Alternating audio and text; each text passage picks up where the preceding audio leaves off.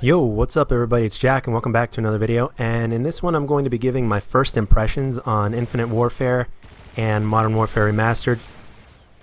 The first gameplay that you're going to see is a quick free-for-all on Infinite Warfare, and the second one is going to be on a team deathmatch in Modern Warfare Remastered. So let's get right into this. So let's talk about Infinite Warfare real quick. Now, Infinity Ward has actually taken care of a handful of issues through updates already.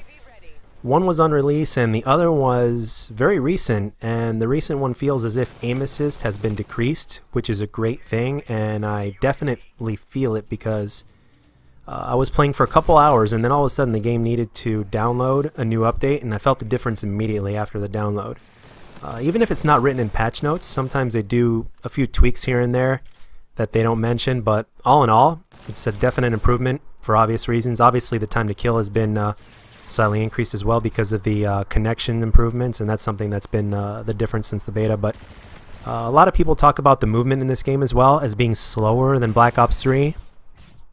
I personally believe it's just as fast, or maybe even faster. I personally never had to react this much in any other Call of Duty game that I've played as much as I have in this game. You really need your reaction time. People so far are moving around, so that's definitely a good thing, and the gun balance so far, the gun balance as of right now, seems to be all decent, although there will be changes, I'm sure, as there is in every Call of Duty. However, as far as guns go, I don't really feel too crazy about any of the guns that I've used so far. Granted, I haven't used all of them yet. So in other words, I don't have a particular favorite that just stands out to me, and they all seem to feel the same, even in terms of recoil. The recoil patterns in terms of how the guns feel are pretty much identical in every single gun. The only difference is it's either slightly increased or decreased, but they all feel the same, to me at least. The only difference is the rate of fire, obviously, and the amount of damage they deal per shot, depending on their distance, whether you're using, like, let's say, an assault rifle or an SMG.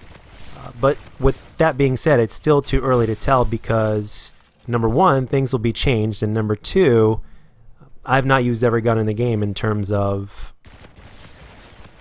I pretty much haven't used any gun in the game in terms of what I like, which are the ARs and SMGs, so maybe I'll talk about that in a later video, but the big thing here are the maps, which you know can make or break a Call of Duty game, and just because there are smaller 3-lane maps in this game doesn't necessarily mean that they're exactly like the Treyarch 3-lane maps that we're used to. Just like this game, Infinity Ward has pretty much put their own spin on it. So if this is a spin-off of Black Ops 3, so are the maps.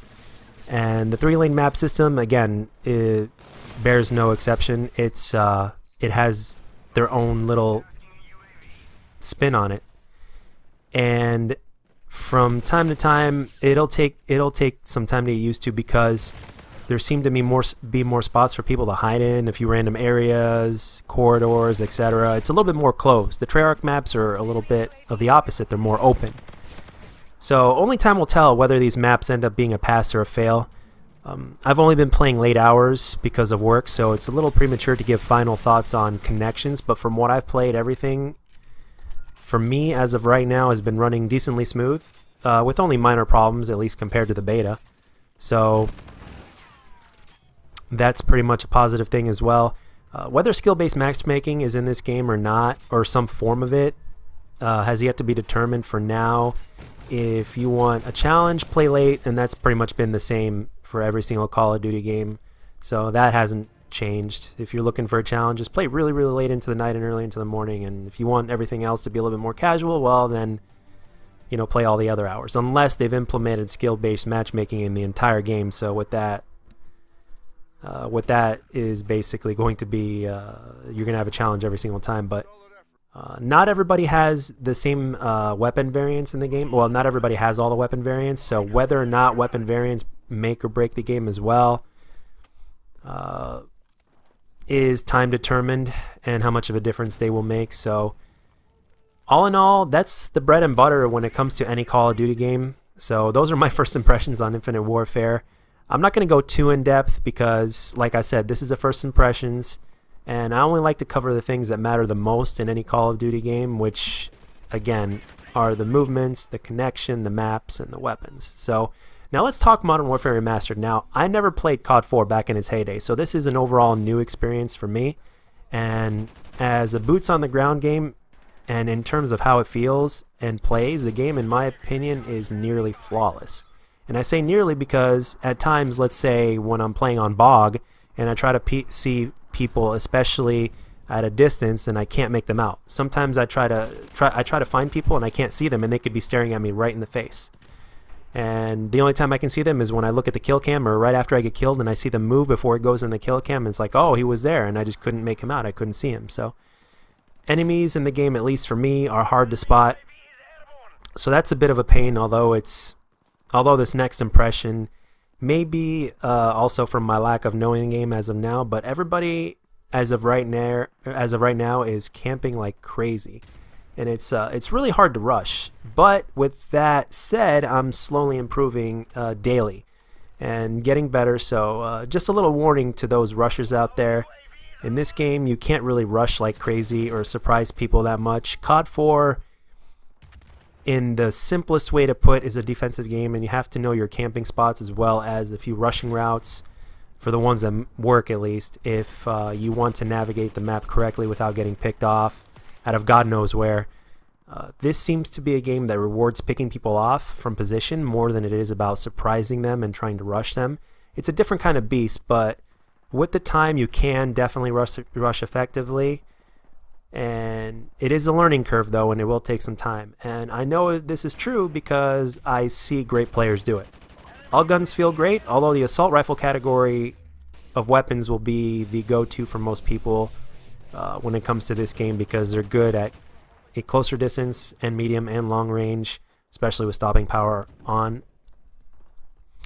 And the time to kill is actually really fast. It's slightly better when not using stopping power, but most people use stopping power, so it is what it is.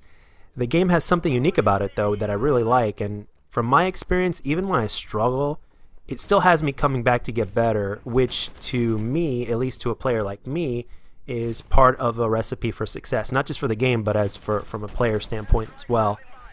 And it also has that addictive factor that every Call of Duty game, in my opinion, should have.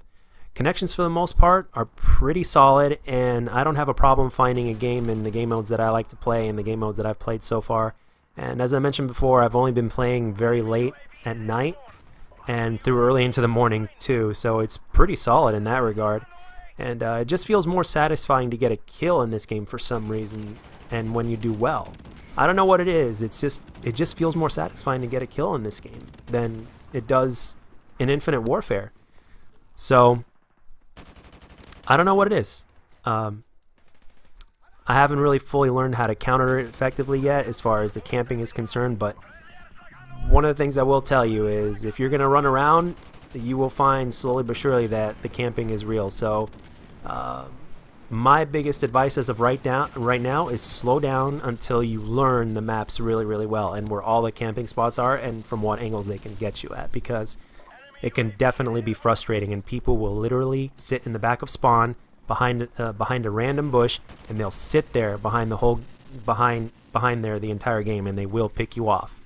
So until you learn the maps and how to properly rush, which is harder than most COD games, you're going to be frustrated. But after you do learn it, you're going to have a lot more fun. And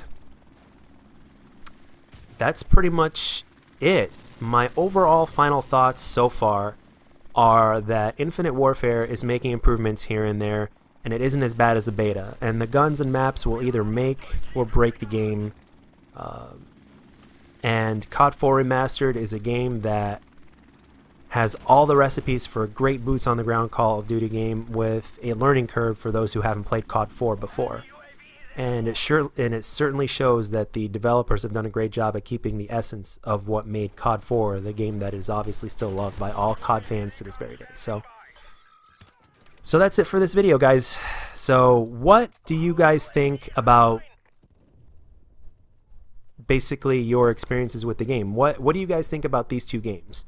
Let it all be known down in the comments below. And by the way, this commentary, in case you haven't noticed already, was scripted, and I decided to script this one due to the feedback that I've been getting from comments of a few of my past videos. So do you prefer this, or should I go back to a non-scripted commentary, so to speak? I will be waiting for your feedback on that one in the comments, and as always, if you guys like the video, let me know, and if you don't, let me know what I can do to make my future videos better, and I'll catch you guys on the next one.